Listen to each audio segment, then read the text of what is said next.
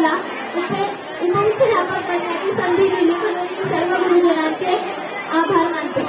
आज 5 सप्टेंबर शिक्षक दिन म्हणजेच डॉक्टर सर्वपल्ली राधाकृष्ण यांची जयंती। डॉक्टर सर्वपल्ली राधाकृष्ण हे भारताचे दुसरे उपराष्ट्रपती व पहिले राष्ट्रपती होते।